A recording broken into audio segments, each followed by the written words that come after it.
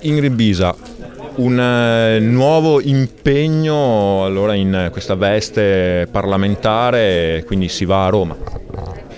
Sì, è un nuovo impegno, una grande responsabilità e andremo in Parlamento, quindi massimo impegno, massima serietà.